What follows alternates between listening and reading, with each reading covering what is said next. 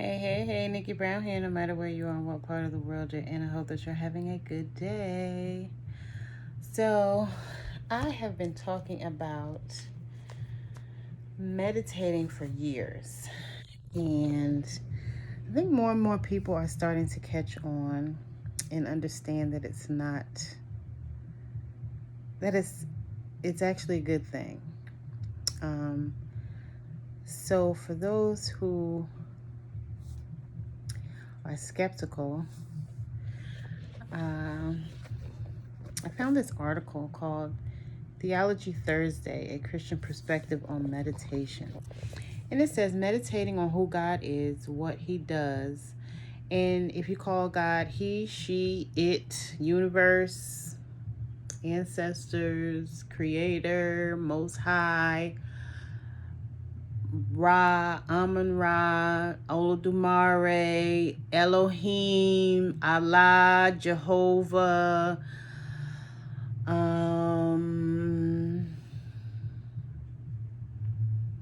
Yahweh, Yeshua, Yahuwah, whatever your word is, right? Fill in the blank, right? If you call God yourself, right?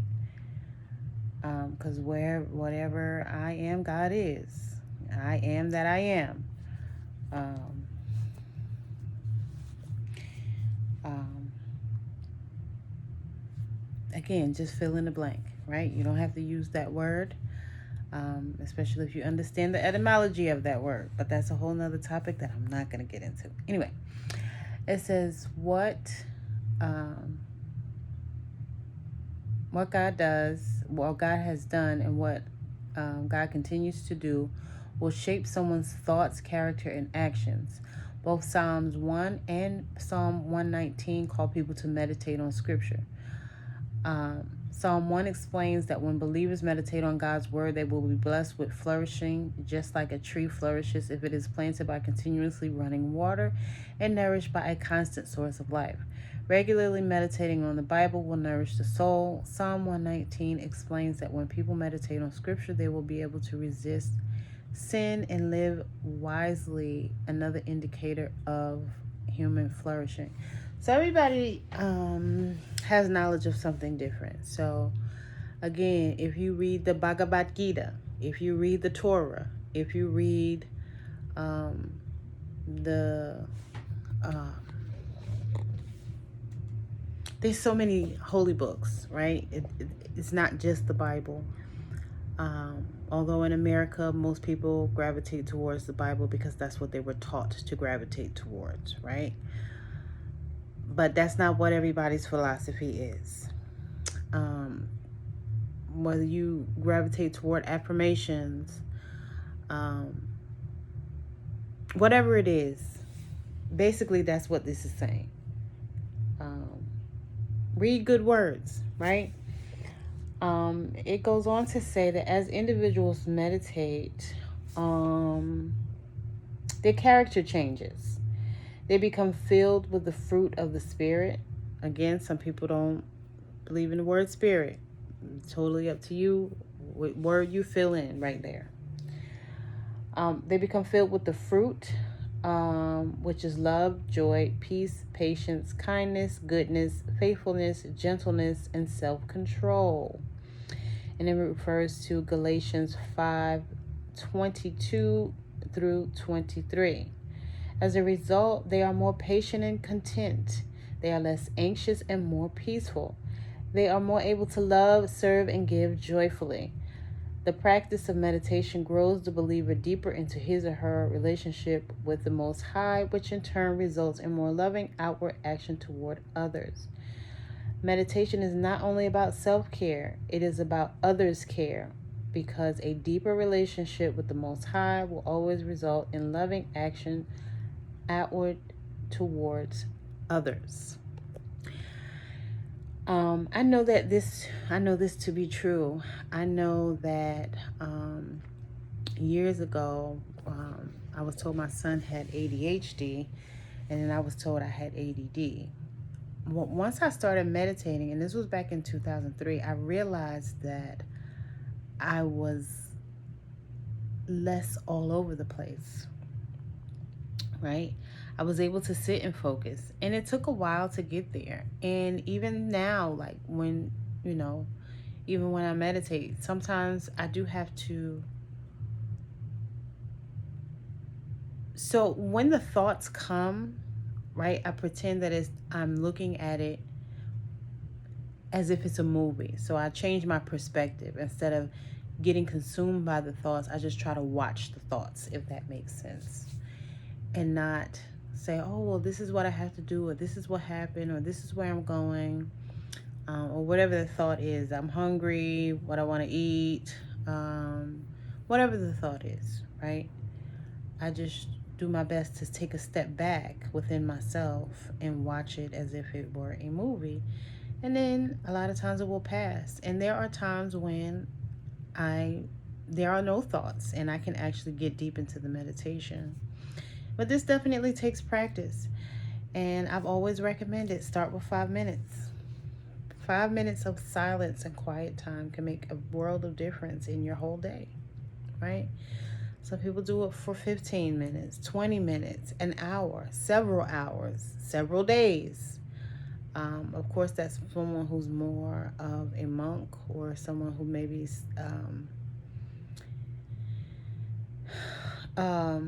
it's like Hindu and gets really into like their yoga practice, because there are people who live at what they call ashrams, which is like a yoga school, which originally started out for children to help discipline children. Parents would send their children away. But now a lot of adults go and they stay for a month and get this discipline.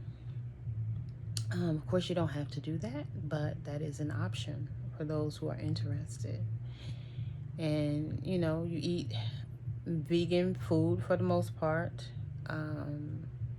You focus on, the words of the Bhagavad Gita and the yogic practices that come along with it, the yogic traditions. And it changes your life, right? But then once you get it back out into the world, it's not necessarily easy to maintain all the time, because you have to keep it up every day. So if you remove yourself, and there are options to do that, of course, with the internet, but if you don't, you just come home and you get your cup of Starbucks and you feel like you need coffee every day, and you become addicted to the worldly things that we don't really need, right? But focusing on the word, right? Good words, uplifting words, affirming words, empowering words, words that build confidence, boost self-esteem. This is what we want to focus on, and this is what we want to do. But again, we don't always do that. And a lot of people, again, don't trust in or believe some of these words. They think they're spooky or evil, or, you're not supposed to do that because it's not in the Bible. But it is in the Bible, because I just read you 3 scriptures. You can look at Galatians 5:20 through 23, and Psalms 1 and Psalm 119. All these scriptures talk about meditating. Those are not the only 2. Those are not the only 3, but these are 3 of the ones, right? And you can not only focus on good words, but then you can start to manifest, right? This is what the movie The Secret was about. This is what the law of attraction is about. This is what the law of cause and effect is about. And there are lots of universal laws, not just the law of cause and effect, right? Study the laws of the universe, right? I understand that some people only want to read one book, and I get that. But it's okay to open yourself up to other things. It really is. It's okay. Everything's going to be okay if you do that. But again, this is not me telling people what to do, because I understand that there are people who don't want to do that. There are people who dig their heels in the sand and they say, well, this is the only book that I want to read. And you're entitled to that. right? But if you want to have a deeper understanding and just learn more, there are other options available for you. When I was in my yoga program, we did study the Bhagavad Gita, and they tell you that it is a moral story. It is not to be taken literally. And that's one thing I love about it, the honesty in it, right? It's a moral story. The story about Ajna, right? And what he went through, and basically it's character building, right? He comes across different people. Those people represent different character traits, right? They're not actual people. They're traits, personality traits that come up within people along your journey in life. And how do you navigate through the different personalities that people have, right? How do we do that? How do we handle that? And when I was saying that, it was 11:01, right? 11 minutes and 1 second on the clock. How do we do that? How do you do that? Do you get angry? Do you match their tone and their temper, right? Do you feel sorry for them? Do you ignore them? Do you distance yourself from them? Do you pretend that they're not there? Do you repeat the same behaviors that they have and follow in their footsteps? What do you do, right? There are different options. So what option do you choose when it comes to navigating the personalities of different people that you encounter in a lifetime? This could be relatives, friends, co-workers, acquaintances, associates, whatever words you choose to call these people that are in your life, people that you've been in a relationship with, spouses, partners, consorts, whatever word you use. But if you want to learn more, I do have meditation videos. As always, don't forget to like, comment, share, and subscribe. But at any time, you can watch one of my meditation videos. I have yoga videos where I explain the different chakras and what they're good for. I have. So a lot of people say, oh, well, you should separate your channels, or when you cook, you should have a separate channel for cooking. And I understand that some people don't want to navigate.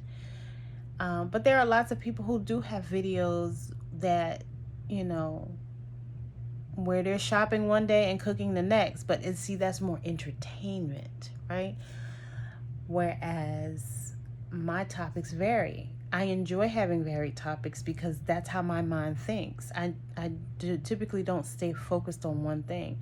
And I know most people tend to be creatures of habit, right? I'm more of an outside of the box type of person or type of thinker. I don't necessarily stay inside the box. Sometimes I jump out of the box, right? And I like to learn new things. I thoroughly enjoy it, right? So because I like to learn different things about various topics, these are the things that I discuss. Whereas some people, they want to do the same thing, eat the same thing, go to the same places, and they don't like change. I enjoy change. I welcome change, right? Change is inevitable.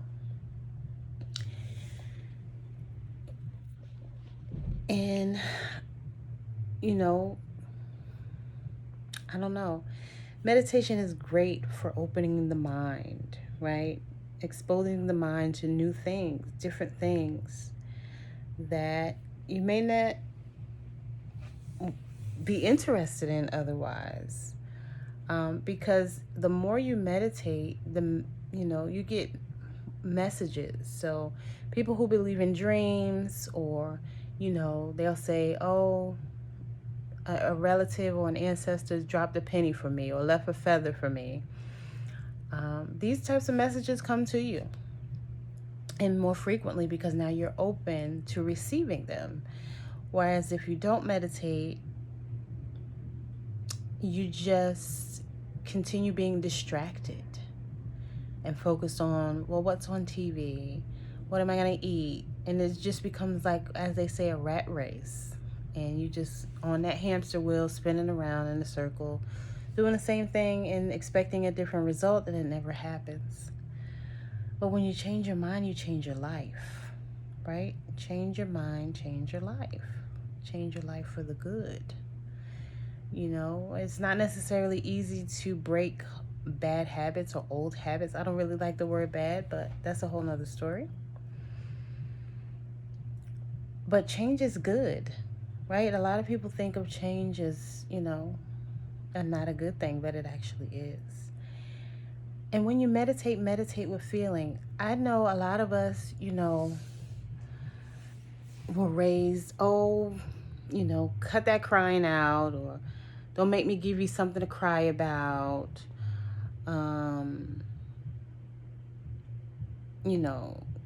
Big girls don't cry, boys don't cry.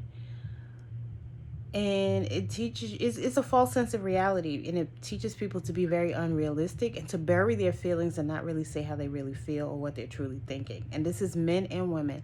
I hear a lot, not a lot, but I've heard quite a few men say that, oh, well, women are able to express their feelings, but that's not all women.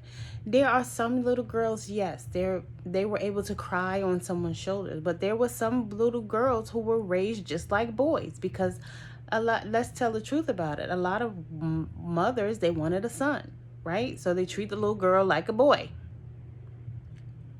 And she's told to get up, suck it up, or here's a lollipop, right? Here's a cookie. It doesn't hurt. Just eat this cookie. And so then this rolls over into unhealthy eating habits, right? Which affects us as an adult, because then we gain weight. And then we like to say things like, oh, I'm not even going to go there. But it affects us, right? On a mental and emotional level that most people do not understand. Right? Most people do not understand it. They think it's okay when it's really not.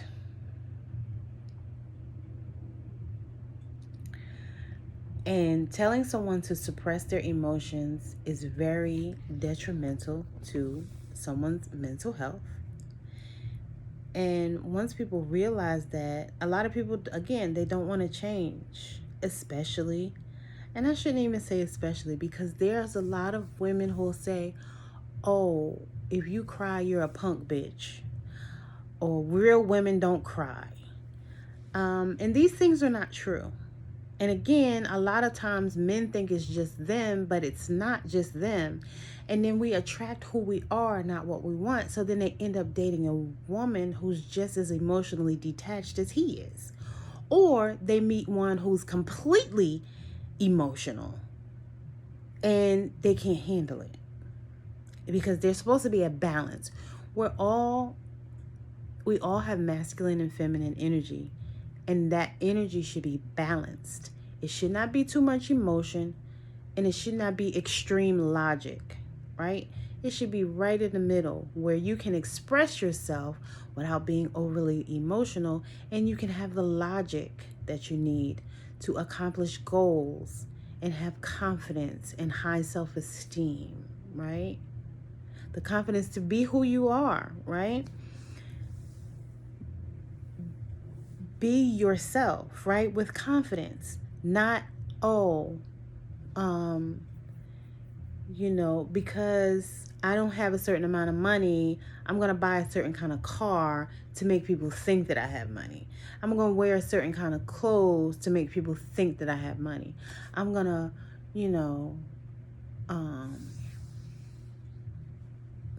buy Jordans or whatever it is, right? I'm going to wear this wig and these lashes to make people think that, And now there's all these filters, right? we don't even know who we are. We're constantly trying to be something that we're not. If a person lets their guard down and they become who they are, right? You never know who might like you, and you'll actually attract the right type of person. See, a lot of times people don't want to take a chance because they don't feel safe. They don't feel safe being who they really are because they feel like they're going to be mocked or ridiculed and judged or laughed at or whatever that feeling is. So they're afraid to be who they really are. They're afraid to say how they really feel. They're afraid to say what they're really thinking.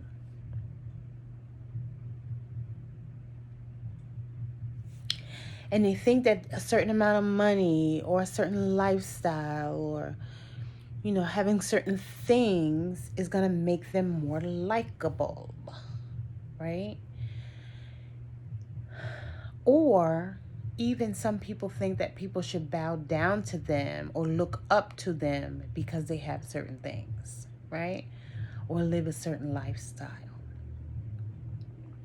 And they have this false sense of confidence, false sense of reality, or delusions of grandeur, right? And that's not who they really are. That's not who we really are. That has nothing to do with you as a person. If you ask most people, who are you? They have no freaking idea who they are. They're going to tell you, oh, I'm a mother, oh, I'm a father, oh, I'm a business owner, oh, I'm a lawyer, oh, I'm a supervisor. No, who are you? Not what title do you hold. Not what have you accomplished in life. It has nothing to do with the degree. Who are you? Right? Some people will say, I'm a spiritual being, living a human experience.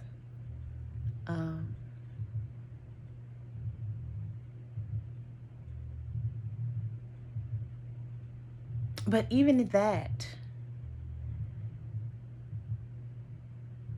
is that who we really are? A lot of us in this society today have grown to be very selfish, right? All about me, what I want to accomplish, what I want to do, to the point where we're willing to hurt another person just to get our way, just to have what we want. Like, I think of the women who use men for money and will go out on a date just so that they can get a free meal or, a free whatever the guy is offering. As they say, it ain't tricking if you got it. So if that thing is a trip out of the country, they're loving it, right? And then, and it could go on both sides, right? Because men use women for money too, a place to stay, their car, whatever it is, right? And then some people use people for sex, right? Women do it, men do it. And will lie. Some people will lie to the point where they'll tell someone, I love you, just so that they can get to have sex with that person. I think that's terrible. Instead of being honest and being who you are, basically saying, I just want to have fun. I just want to have sex. I just want to sleep with you. There are so many people who will be with it. Now, I'm not saying you say that as soon as you meet the person. Maybe y'all talk and get to know each other. One or two conversations over the phone. But for some women, even the most promiscuous women, this could be a turnoff when somebody just says, oh, I just want to fuck. Because that's what some people do, right? Just that blunt. Although you're being honest and your honesty is appreciated, sometimes it just comes across a little too blunt, right? You don't have to be so blunt in that way. But still, don't act like you really want to, be in a relationship with somebody or you really love somebody and you just want to have sex with that person. But that's what people do just to get what they want. And I think it's disgusting, right? People manipulating each other. And this is what society has become, because again, people don't know how to be who they really are. So they pretend to be somebody else, thinking that that'll make people like them so that they can just get what they want, which is usually something very shallow and superficial. People don't like to get deep. They don't like to meet new people because they don't want to have to get to know someone new, right? Although getting to know somebody new could be the best thing that they ever did. Because if you're looking at somebody new or interested in somebody new, obviously the person that you're with is not doing anything for you. But people say, oh, well, it's been so this amount of time, or we have this together and we have that together. And in the meantime, they're miserable as hell. And they're just staying stuck. Because especially men don't like to leave because they don't want to change.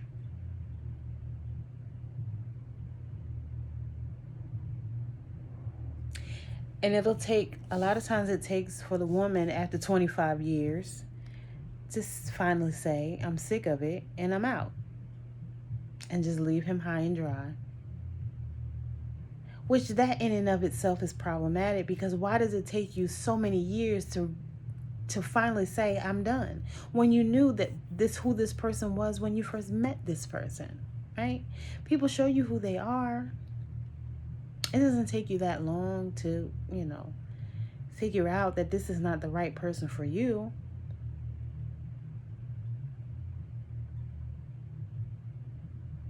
A lot of people like to play mind games. And some of these people don't think that other people realize they're playing mind games. But it's a lot of times it's very obvious that, people are playing mind games.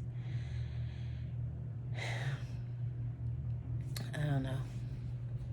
It is what it is, and it's going to be what it's going to be. But yeah, I've been talking about meditating for years. Change your mind, change your life. It's very, very helpful.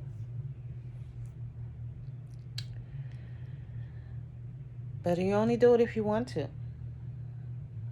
Of course, you don't have to listen to me. I just wanted to share that thought, or those thoughts. I didn't realize that I would go in the direction that I went in, but a lot of times once I start talking, it just kind of comes out that way. And it is what it is. I do everything that I do. I say everything that I say because I'm doing my best to help people. Help those who need it and want it. Right? Because a lot of people need it, but they don't want it.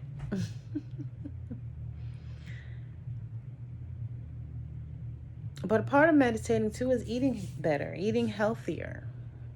Right? I'm not trying to deprive anybody or tell people what not to eat. But it's helpful. Right? Because as above, so below. So whatever is in your gut is going to affect your mind and your actions and your ways and your thoughts. And there's not enough understanding about that. But enough of that. If you choose to look at those scriptures, look at some of the other scriptures that talk about meditation. And fasting. Fasting is good for you too. But as always, my good people, don't forget to like, comment, share, and subscribe. And I love y'all to infinity and beyond, out into the universe and beyond. And I wish you well, love and light to you all. Hugs and kisses. And I will see you next time.